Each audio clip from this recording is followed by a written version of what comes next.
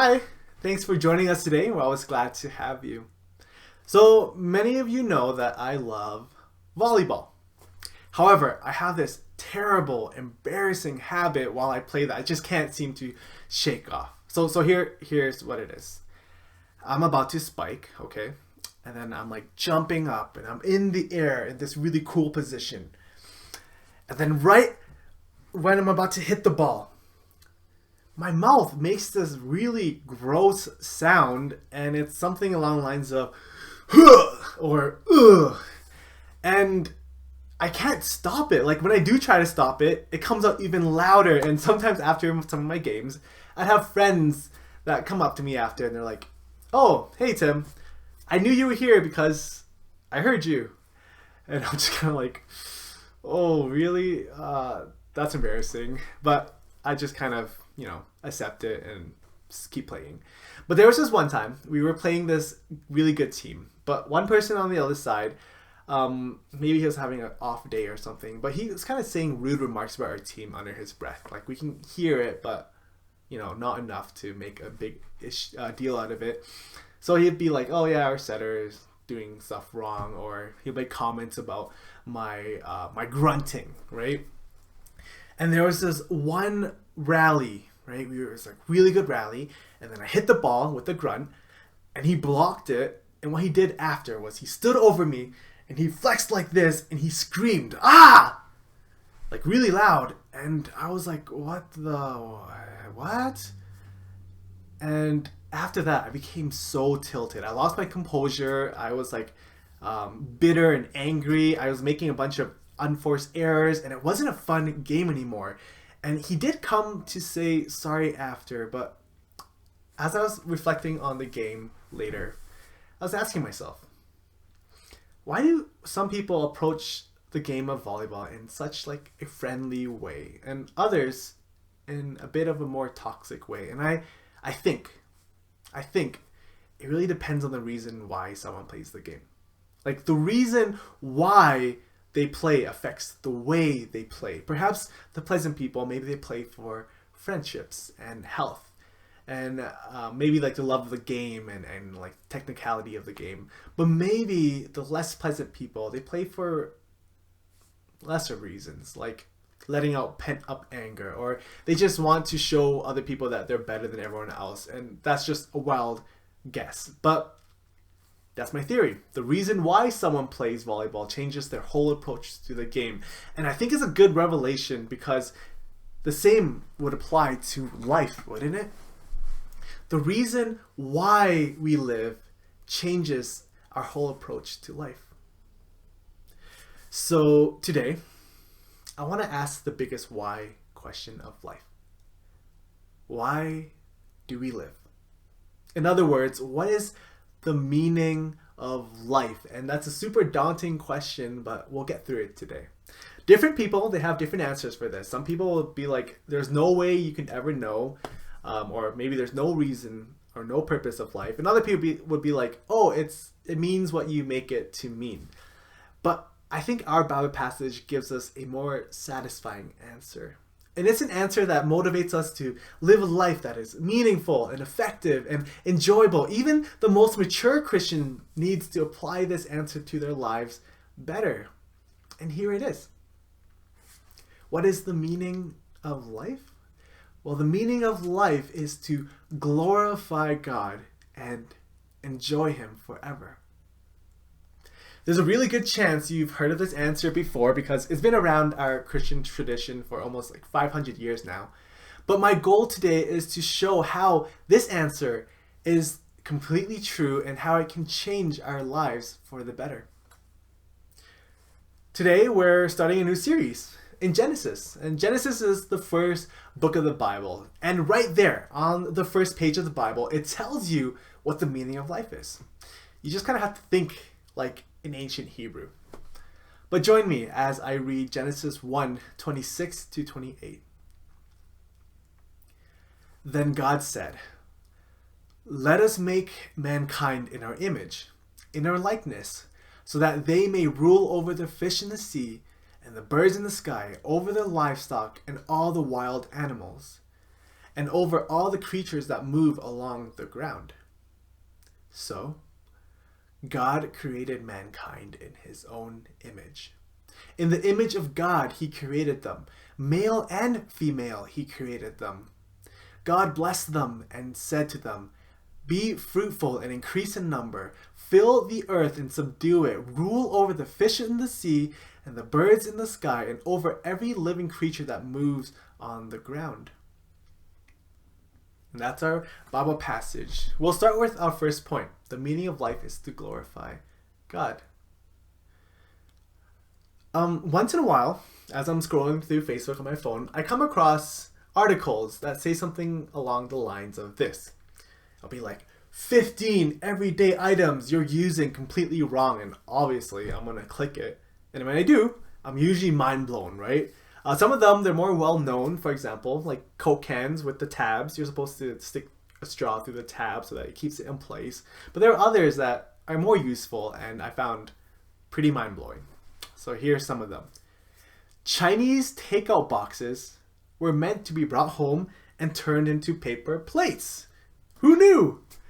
If you're a driver, on your rear view mirror is a little tab at the bottom.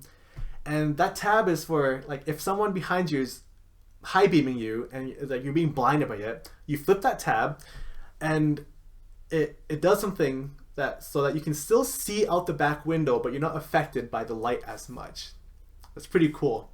And finally, this one I didn't find out until a few years ago, but on your dashboard you have a gas gauge and you have like this like gas bar icon with an arrow beside it, right? And it's pointing somewhere. It actually points to which side of the car your gas tank is on.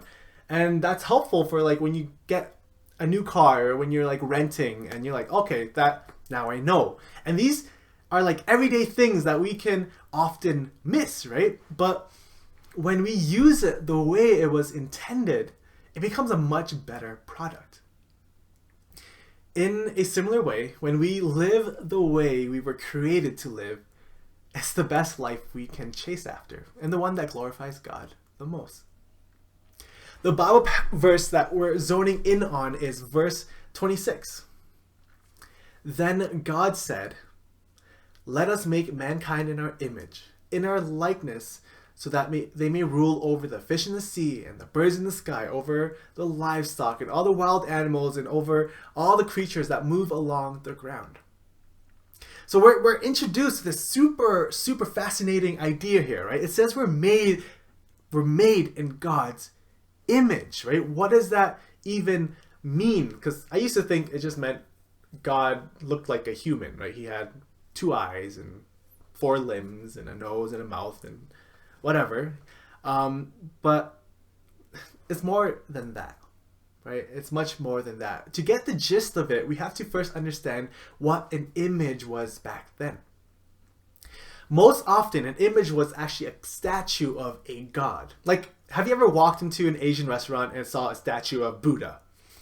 It would be similar to that, right? When people saw the statue, it would remind them of the god, and it would inspire respect and worship. And the image would portray the nature of the god. So like when we see Buddha, for example, he's often fatter. So that symbolizes his abundance and his prosperity, right? He's rich and he usually has this huge smile on his face, showing that his nature is very happy, right? The god offers prosperity and riches and happiness. And we humans are described as the image of God, the God, Yahweh. And we actually glorify God most when we reflect his characteristics in our thinking and in our feeling and in our actions. But what is God's most defining characteristics? Well, it is love.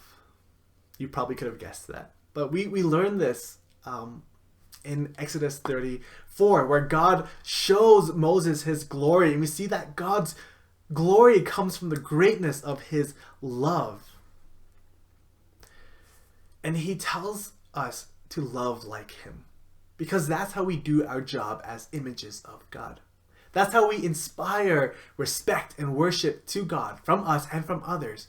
In the words of Jesus, we do good works, loving works, so that people can see our good deeds and glorify our Father in heaven. That's from Matthew 5:16. This idea of glorifying God, right? It's super abstract, but what does it look like?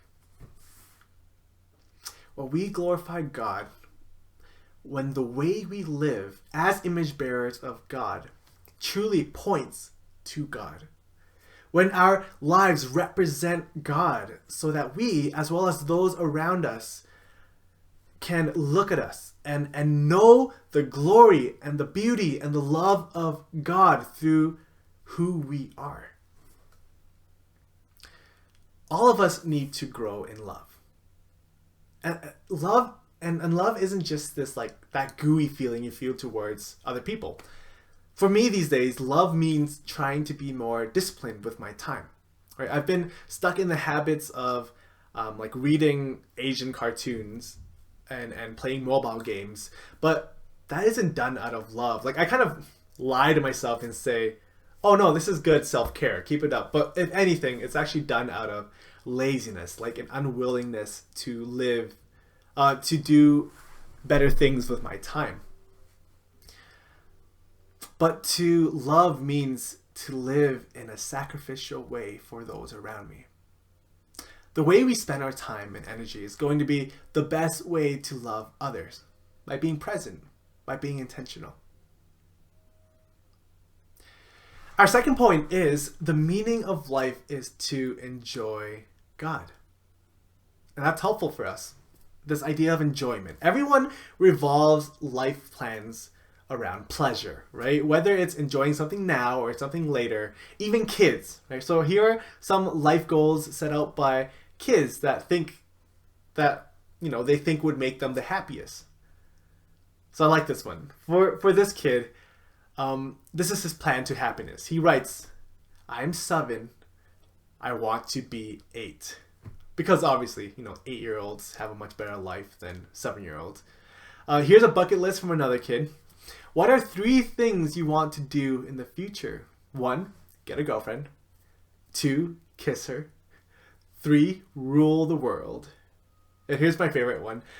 Chris's dream is to be an amazing basketball player, just like Michael Jordan. And this is how he's going to get there. 1, get bigger. 2, shave his head. And 3, to become black. Because those are the characteristics of his hero, right? See, whether these life plans are silly or even sophisticated or detailed, the thing that ties them all together is that the planner believes that this will be good for them.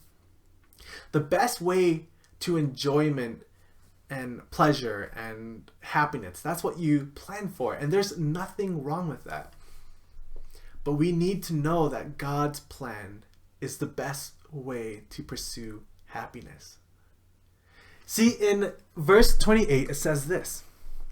God blessed them and said to them, be fruitful and increase in number. Fill the earth and subdue it. Rule over the fish in the sea and the birds in the sky and over every living creature that moves on the ground.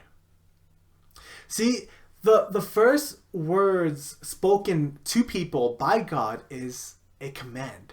Right? A command to be fruitful and increase in number, to rule over all he has created. As God's image, we're asked to do as he did with creation. To manage it in a way that produces good things. That is our job. And perhaps our initial reaction is, work, job, responsibility, fine, I'll do it. But that's totally wrong. God didn't mean for this task to be dreadful. No, it specifically says that God blessed us and then gave us this task. And the word bless kind of means happy and fortunate. And this is a good thing. Something that is meant to be enjoyed. Just as God enjoyed creation when he looked at it and said it was very good, we too are meant to join God in enjoying his creation, and in that also enjoying him. Enjoying him in our work, and in our friendships and in our families, in all we do. I remember I asked a youth once, I asked him, if you could live in any world that's ever thought of, Pokemon, Naruto, Star Wars, World of Warcraft, what would it be? And he thought about it for a second, and then he answered, Minecraft.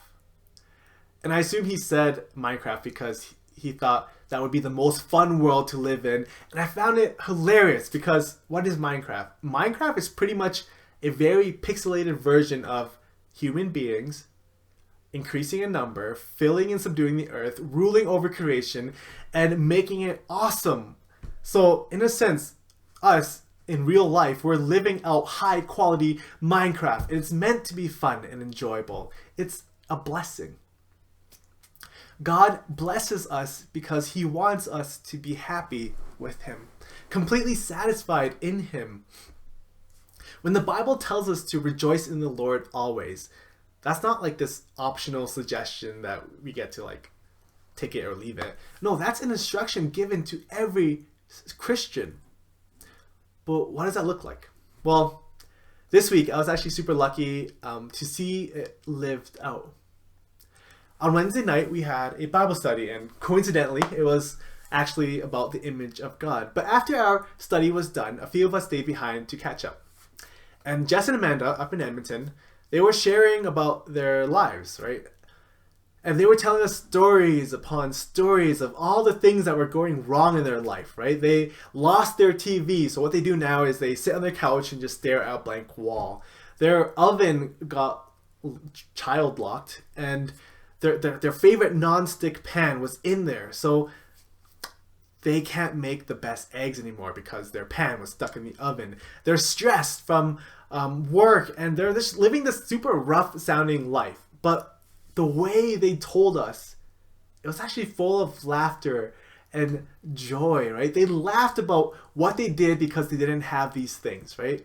Like they tried new air fryer recipes, and they tested their new winter jackets outside. Like literally, Jess just put on her jacket, went outside, and stood there outside her house to see if it was warm. And all these other silly things that made life so enjoyable. And I was completely amazed by this because I felt like if I was in their shoes in a different city with all these things going wrong, I would have moped about it and I would have been super negative. And yet, after the Zoom call, I told Christine that I wanted that. I wanted what they had. To enjoy life so well despite the circumstances. And I think that they're doing a good job of enjoying the goodness of God by making the best of whatever they've been given. That's the kind of mentality you need to rejoice in the Lord always. So in our daily lives, make sure you regularly find reasons to thank God. For some of us, that means we need to slow down. Take time to appreciate the things that we're doing. For example, I've been trying to cut down multitasking. So instead of like eating while watching a show, I'm trying to separate the two so that I can enjoy each activity on its own. Perhaps it's useful for you to keep a document or a blog or a notepad of all the things that you're grateful for and to add on to that whenever you can. But whatever the case is, we need to be intentional about enjoying something the way God intended it. And then giving thanks to God for it.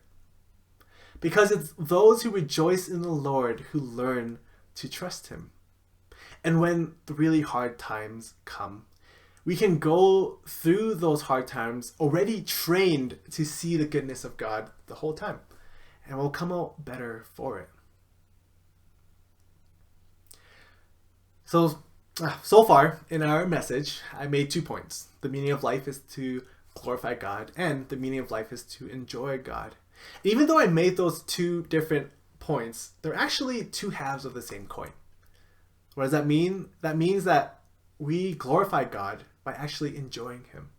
And that we enjoy God by glorifying him, right? God is most pleased with us when we understand that he, as the source of all good, is the best plan for our happiness. And when we live our faith out according to that truth. Let's end with a recap. What is the meaning of life? One, it's to glorify God. By loving boldly in ways that other people would not dare to love if they were not Christians. And two, to enjoy God forever. Like, pause to give thanks and really enjoy something the way God intended it. Enjoying God strengthens our ability to make the sacrifices that love requires. The Bible tells us that these are two sides of the same coin.